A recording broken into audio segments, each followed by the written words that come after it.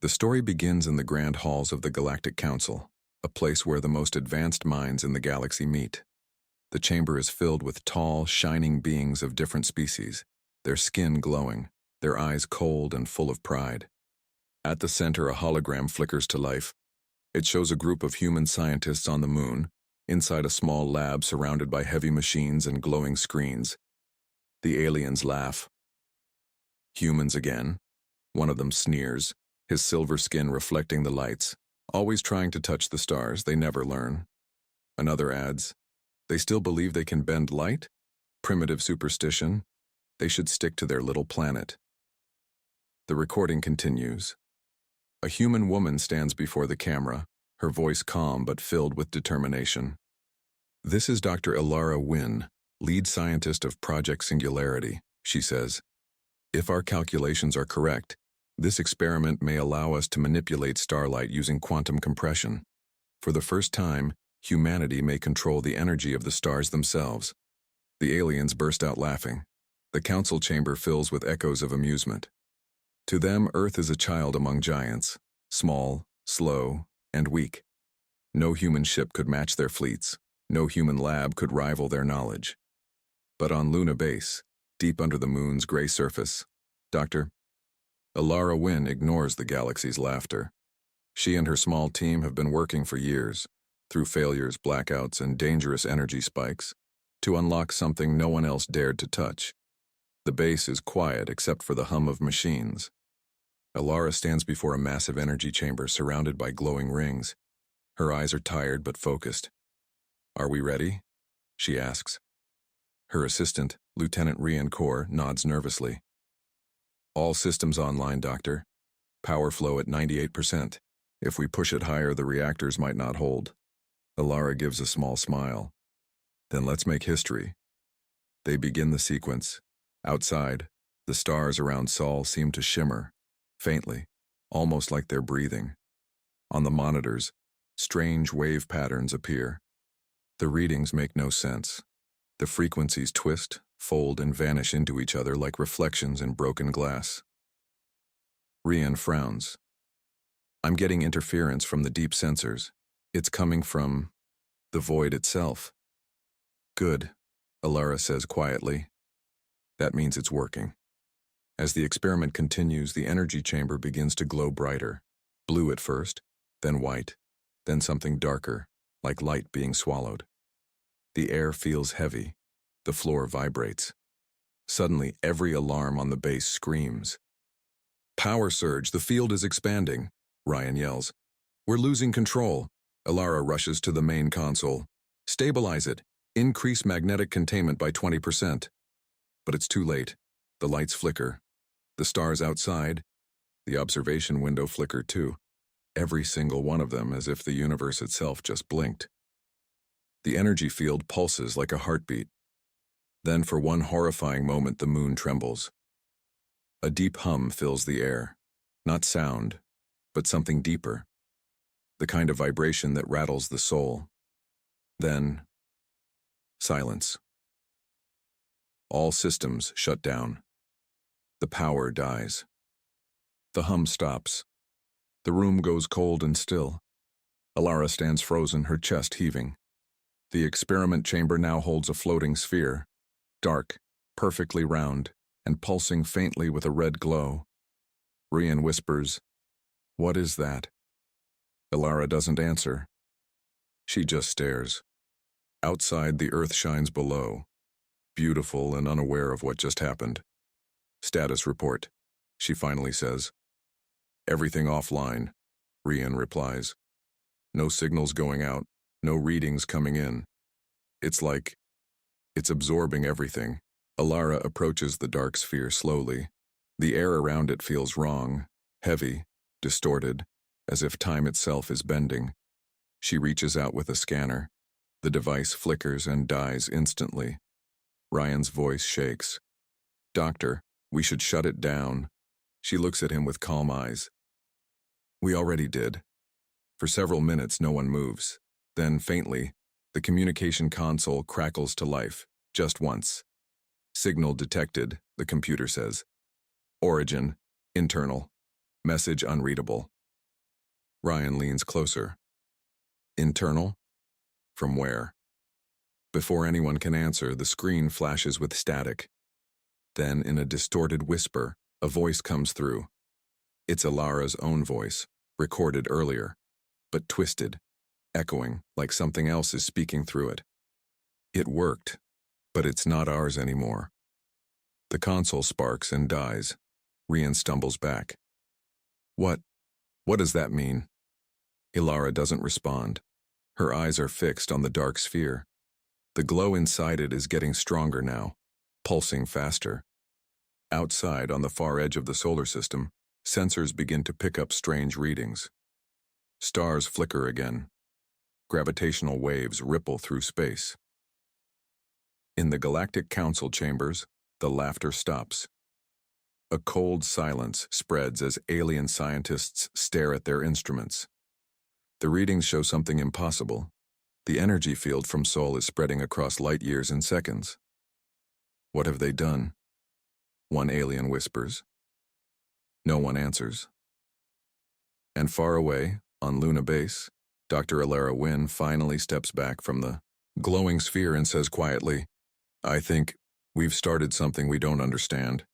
The alarms begin to sound again, this time not from the experiment but from the deep space detectors. An incoming fleet, unknown signature, approaching Earth. The first war of the stars had just begun. The galaxy was never quiet after that night.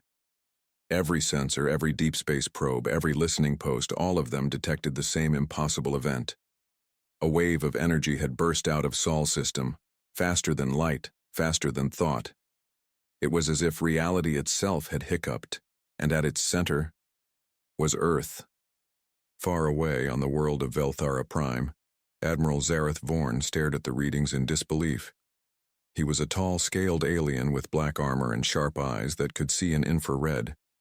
His people, the Velthar Dominion, ruled half the known galaxy. For centuries they had considered humans a minor species, weak, emotional, unimportant. But now, their scanners showed something no one could explain. "What you're showing me is wrong," Zareth said, his voice low and cold. "Nothing travels faster than light." The technician's tendrils trembled. "Sir, the data is confirmed by 9 independent outposts. The pulse came from the human system. It rewrote gravitational signatures along the way." Zareth narrowed his eyes. "Rewrote?" "Yes, Admiral. The pulse didn't pass through space. It changed it." Zareth stood in silence for a long moment, his tail twitching slowly. The galaxy was laughing at humans 1 week ago, and now even the oldest machines couldn't understand what they had done. He gave a quiet order. "Send a fleet to the Sol border, quietly. I want answers." Meanwhile, on Luna Base, Dr. Alara Wynn hadn't slept for 30 hours. The lab was a mess, shattered panels, burned wires, and dead machines. Yet at the center of the chaos, the dark sphere still floated silently, glowing with a faint pulse. Ryan Core stood nearby, pale and exhausted. "It's been stable for hours now," he said. "But it's changing shape. Look at this." He pointed to the scanner feed, a low-frequency map of the sphere. It wasn't perfectly round anymore. The surface moved, bending inward like something inside was pushing to get out. Alara frowned. "What's its energy output?" "Still rising," Ryan replied. "Slow, but steady, like it's feeding on something." Alara stared at the data. Her hands trembled. She wanted to believe it was still a controllable experiment, a mistake they could fix. But deep inside, she knew it wasn't theirs anymore. Something was inside the sphere. Something alive. Suddenly, one of the nearby consoles flickered to life. The communication system, which had been dead since the explosion, crackled with static. "Did you restart it?" Ilara asked. Ryan shook his head. "No, ma'am." The static turned into faint whispers, like overlapping voices in an empty tunnel. Then slowly words began to form. "We hear you. We remember." Ilara froze. The voice wasn't human. It was cold, deep, layered with echoes, as if several beings were speaking together. "The gate is opening. Your stars are not alone." Then the transmission cut off.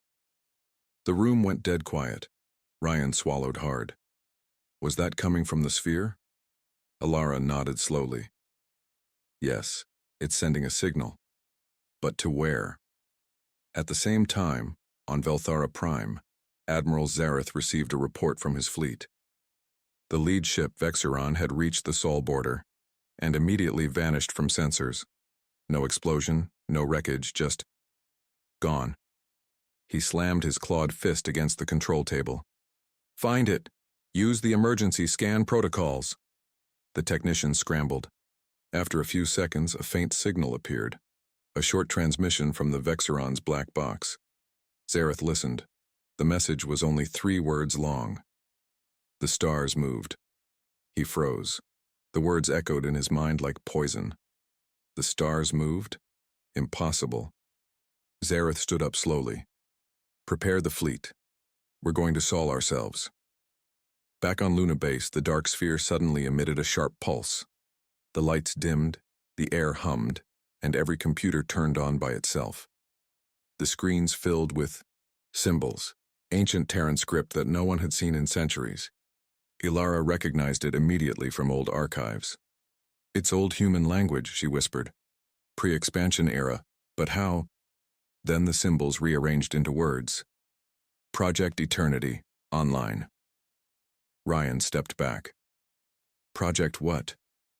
Ilara stared at the screen. She had never heard of it. The records showed no mention of such a project.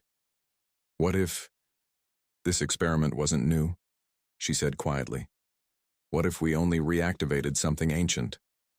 Before she could finish, the floor shook violently. The base alarm screamed. Outside, through the lunar dome, the stars flickered again, not dimming but bending. "Gravitational waves," Ryan shouted. "They're coming F." Darkness. That was all Dr. Ilara Wynn could see when she opened her eyes. The lab was gone. Or maybe it wasn't. Everything around her felt frozen, like she was standing inside a still photograph. Her breath formed mist in the air, even though there was no cold. And in front of her, the doorway still floated, a perfect oval of black outlined by a trembling white light. It pulsed softly like a living thing. Behind her, Lieutenant Ryan Core struggled to stand, coughing. "Power's down again," he said. "Backup's not responding." What even happened?" Ilara's voice was calm, but her hands shook. "We opened something, Ryan, but I don't think it's just a portal." He glanced at the flickering monitors. "Then what is it?" Ilara stared into the swirling darkness. A connection. Hundreds of light years away on Velthara Prime, Admiral Zareth Vorn watched his fleet's sensor feed in disbelief. The pulse from Earth had not only reached their borders, it had spread through every major star system. Energy levels across the galaxy had changed, just slightly. Like every sun was humming the same tone. Zareth turned to his communication officer. "Patch me through to the Galactic Council." Moments later, the holographic faces of several alien leaders appeared, glowing, tense, afraid. "What is happening?" demanded a reptilian elder. "Our stars are dimming one by one." "Your fleet was supposed to investigate." Zareth's expression was stone. "We found the source. It's human. A Terran research station on their moon. They've opened something." A murmur rippled through the chamber. Another counselor leaned forward. "Destroy it before it spreads." "Do not wait for permission," Zareth hesitated. He had fought 100 wars.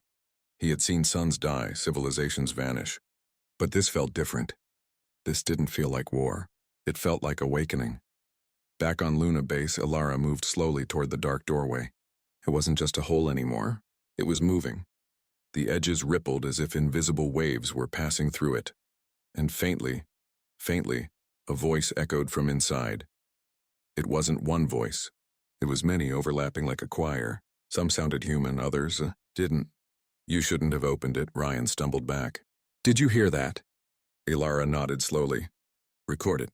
Try to trace the source. He checked the console. Dead. All systems were offline. The voice wasn't coming through their equipment. It was vibrating through space itself. The air shimmered again. The doorway pulsed. And this time the voice spoke clearer. We were waiting. The sound wasn't loud, but it filled their heads like a thought they couldn't ignore. Ryan grabbed Ilara's arm. Waiting? For what, for us? Ilara didn't answer. Her mind raced. What if this wasn't a new discovery at all? What if humanity had opened something ancient, something built long before their time? She remembered the old words glowing on the screen before everything went dark. Project Eternity. Online. The voice spoke again. You seek to control the stars, but you do not understand what they are. Ilara took a breath. Then tell us, she said softly. What are they? The air grew cold. Doors, the voice said. Every star is a door. The entire room trembled.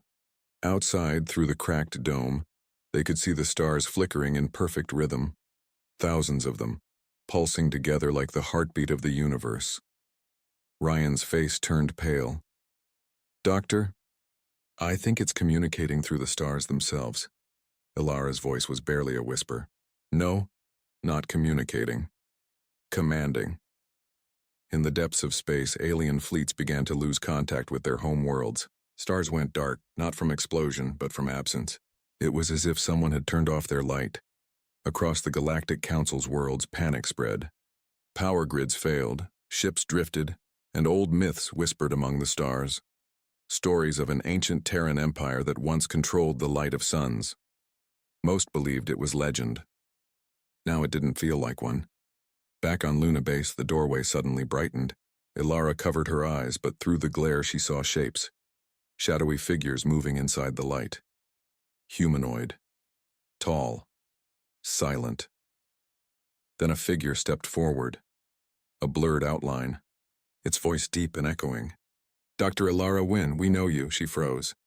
Who are you? We are the Echoes.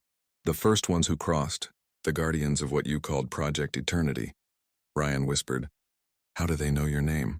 The being continued, its tone calm, almost kind. Your kind forgot. Your history erased. You were meant to return when the stars were ready. Ilara's throat went dry. Return from where? From yourselves. The light pulsed again, brighter now, blinding. Instruments began to flicker with power, even though they weren't connected. The base's dead system suddenly lit up one by one, showing impossible readings. Gravity distortion, time dilation, wormhole resonance. Then the figure raised a hand, or something like one. The gate is open. The choice is made. Ilara stepped closer. What choice? But the figure didn't answer. Instead, the light around it bent inward, and with a flash it vanished. The room fell silent. Only the hum of the doorway remained. Rian broke the silence first. Doctor, and what does it mean? What did they do? Ilara stared at the monitors. One of them was showing something new, a live star map. The constellations had shifted. The positions were wrong. Several stars were simply gone, she whispered. They didn't destroy them. They moved them. Ryan's eyes widened. Moved? Why? Ilara turned slowly toward the dark doorway. The hum was now steady, rhythmic, almost like breathing. I think, she said quietly, they're rearranging the stars into something. Outside, through the lunar dome, the sky began to glow. The remaining stars twisted into strange patterns, lines forming across the void, and far away, Admiral Zareth's fleet detected it too, a symbol forming in the night sky, across light years of space. It was a shape no one expected, a circle, with a single line through it. Old Terran insignia, the mark of humanity's lost fleet. Ilara stared into the sky, her heart pounding. Everything she knew about science, history, and reason was falling apart. They said Earth knew nothing, she whispered. But what if Earth just forgot? The doorway pulsed again, and a new voice came through, softer, familiar. Dr. Wynn, can you hear us? Ilara froze. That voice, and it was her own. Her own voice speaking from the other side. We finished what you started. The stars are ready. And then the transmission cut. The stars outside flickered once more. Then one of them, a bright blue giant, exploded, its light racing across the void. Every sensor in the galaxy screamed. The Council panicked. Admiral Zareth's fleet prepared for war, but on Luna Base, Ilara Wynn only whispered one sentence as the explosion's light filled the dome. It's not just an experiment anymore. It's a message. The explosion of the blue giant echoed across space, a wave of light brighter than 1,000 suns. For a few seconds, every telescope in the galaxy turned toward it. Every world watched the dying star. Then, as the light faded, something even stranger began. Another star blinked out, then another, and another. Across hundreds of light years, the stars were dying, in perfect rhythm. Deep under the moon's surface, Dr. Ilara Wynn stood inside the broken remains of Luna Base.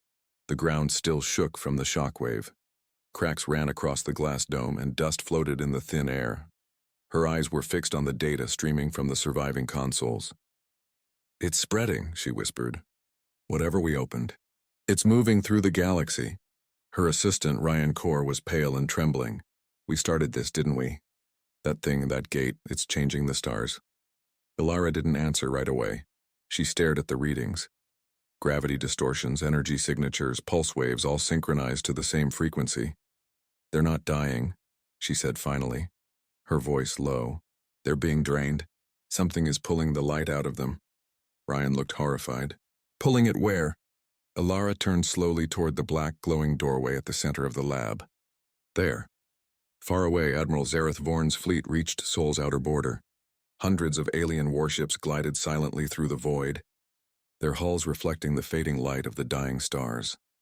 Zareth stood on the bridge of his flagship, the Vexeron Prime, staring at the massive view screen.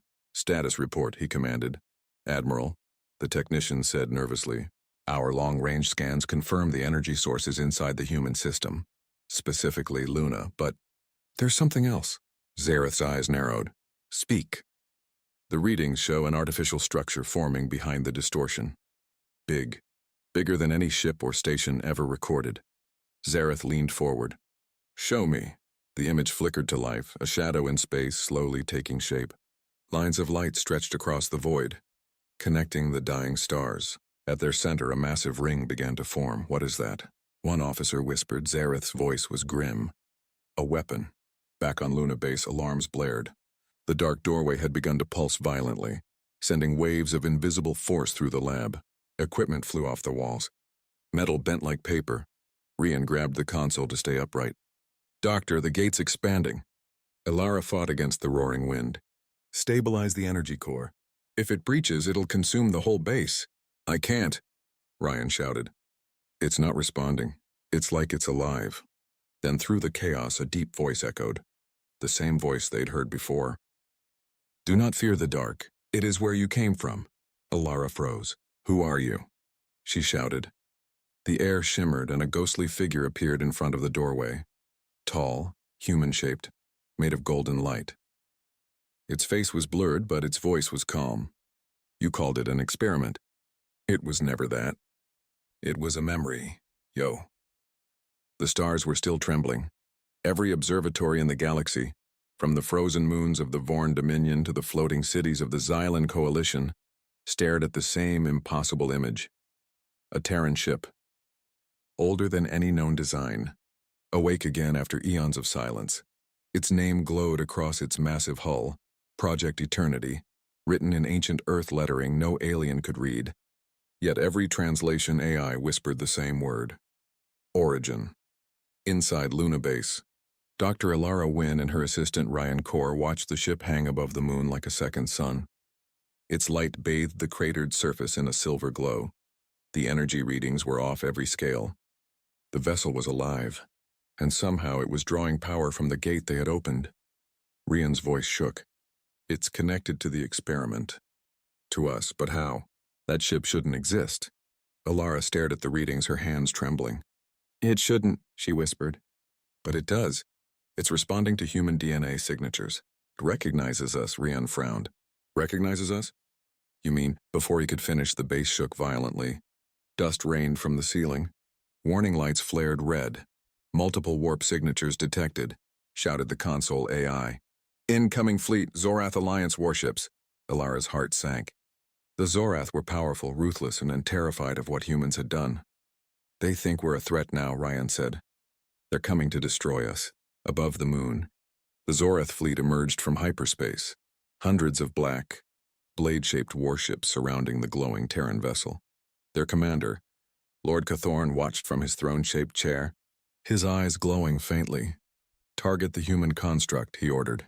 "No warnings, no mercy." His second officer hesitated. "My lord, their energy output is beyond our scanners." "That ship, it's older than any known era," Cathorn snarled. "All the more reason to end it now. Fire."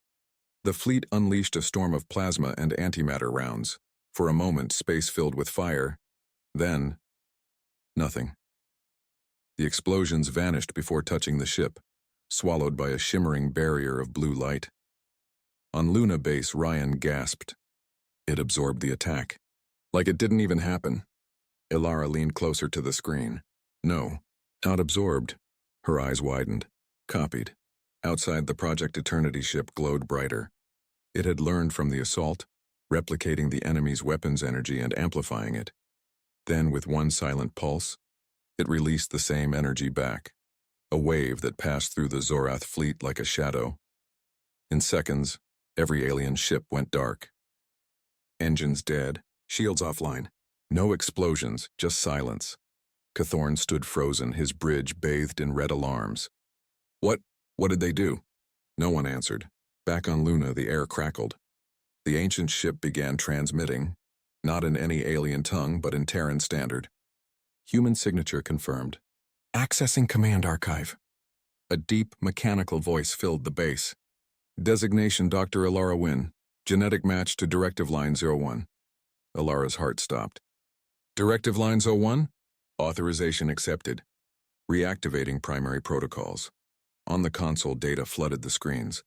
Schematics, encrypted orders, and a message written thousands of years ago. Ryan leaned closer. "Doctor, is that?" Ilara whispered. "It's from us, from the first humans." The message played. A woman's voice, calm and resolute, echoed from the past. "If you are hearing this, we failed to contain the singularity. The stars will dim, the cycle will end, but humanity will endure, hidden among the dust. When the signal returns, you must awaken the ship. Project Eternity will rebuild the network. You are our continuation." Then the voice faded. Ryan stared in disbelief. "They built this before recorded history, before any alien empire even existed," Ilara nodded slowly. "And they left it sleeping, waiting for us to remember." Outside, the Terran ship began to move. Massive panels unfolded from its hull like metallic wings. Energy threads stretched out from it, connecting to nearby moons and debris. The stars that had gone dark began to shimmer faintly once more. Ilara whispered, "It's rebuilding the constellations. It's restoring the light." Ryan's hands shook. "But what about the Zorath? They'll call reinforcements. Whole armadas." Ilara looked up at the ship. "Then we won't be alone." She was right. Across the galaxy, strange signals began to echo. One from the ruins of Mars, another from beneath the frozen seas of Europa, and deep in the Kuiper Belt, something colossal stirred beneath the ice. Each signal pulsed with the same frequency as Project Eternity. "Activation chain complete," the voice said. "Terran network awakening." In the shadows of deep space, massive shapes began to emerge. Other Terran ships buried for ages. Each one older than the last, glowing with soft blue light. Their designs were different, some smooth and sleek, others monstrous and angular. But all carried the same symbol, a burning star within a circle, the symbol of old Earth. Admiral Zareth Vorn watched the readings from his crippled flagship. His sensors were fried, his weapons dead, but he could still see what was happening, and it terrified him. "Every sector. Terran signatures," his aide whispered. "They're everywhere." Zareth swallowed hard. "You mean the humans had all this hidden?" "No, sir," the aide said quietly. "They had all this before." On Luna, Ilara stared at the transmission logs. "They're not attacking anyone," she said softly. "They're connecting, linking together. The old Terran network is coming back online." Rian pointed at a blinking alert. "Doctor, look!" "The network's origin point, and it's not Luna, it's something deeper. Under Earth's surface." Ilara's breath caught. "Then there's more. Much more." The stars above began to shift again, new constellations forming in seconds. The sky looked alive, like a living map rearranging itself. On every world, aliens stood in silence, staring upward. One ancient Zorath scholar whispered, "They said Earth knew nothing. But we were wrong. The stars pulsed once more as if answering him, and in that rhythm came a voice, not machine, not human, but something older. The experiment is complete. The galaxy is realigned. Humanity has remembered its place. In the control room, Ilara stood still, her eyes filled with both fear and wonder. "We've changed everything," she said softly. Rian whispered, "Doctor, what happens now?" Ilara looked up at the glowing sky, her voice trembling. "We find out what we were before, and what we've become now." But deep within the Project Eternity ship, something else was waking. A new subsystem, hidden even from Ilara's access, activated. Phase 2. Contact Restoration. The ship's AI voice spoke quietly, almost reverently. Locating surviving civilizations of the old Terran Empire. Thousands of light years away, faint signals began to answer. Voices long thought gone and the stars, once silent, began to hum again. The old human empire was returning. For the first time in thousands of years, the stars sang. The galaxy's night was alive. Constellations shifting, stars burning brighter than ever before. Yet behind that beauty, every species felt the same cold fear. The humans had awakened something ancient, something powerful, something that remembered. On Luna Base, Dr. Ilara Wynn and Rian Kaur stood in silence before the flickering hologram of the Project Eternity ship. The AI's deep voice echoed through the room. Phase 2. Contact Restoration. Locating surviving civilizations of the old Terran Empire. Ilara took a slow breath. "Old Terran Empire," she whispered. "That means there were others. Human out there. Long before us." Rian looked pale. "So we're not the first? We're just leftovers?" Ilara shook her head. "No, we're the continuation." Above the moon, the Project Eternity ship turned slowly. Blue light rippled across its hull like ocean waves. Beams of energy stretched out into the void, each one locking onto a different star system. The entire galaxy's sensors lit up. Across hundreds of worlds, signals began to pulse. Buried machines awakening under alien soil. Forgotten relics glowing beneath mountains and oceans. The Terran network was coming alive again. At the same moment, far away in deep space, in the dark, cold region known as the Perdion Rift, something massive stirred. A planet-sized vessel, coated in crystal dust, broke free from the void. Its engines flickered with ancient blue fire. Inside, frozen corridors filled with mist as ancient Terran crew members awoke from cryostasis. Their uniforms bore the same emblem Ilara had seen before, the burning star within a circle. A deep voice came over the intercom. "This is Fleet Commander Auric Vale of the Old Terran Vanguard. Reactivation code confirmed. Signal received from Sol System. Humanity endures." The Galactic Council headquarters on the world of Veshar Prime descended into panic. Holograms of terrified leaders filled the chamber. Alien diplomats shouted over one another. "They've reactivated forbidden technology. They're destabilizing stellar balance. We must stop them before the entire spiral arm collapses." The council leader, a crystalline being named Eshalor, slammed its staff against the floor. "Enough!" Its voice trembled with both anger and fear. "Humanity has breached the law of creation.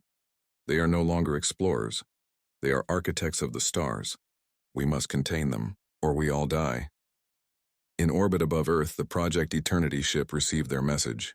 The AI listened silently, then responded with chilling calm. "Containment attempt detected. Threat assessment severe. Defensive protocols authorized." A soft hum filled space. From the ship's underbelly, a fleet of smaller vessels emerged, sleek, black, with glowing white edges. Each one moved with perfect coordination. Within seconds, they formed a defensive ring around Earth and the Moon. Inside Luna Base, Ryan stared at the sensors.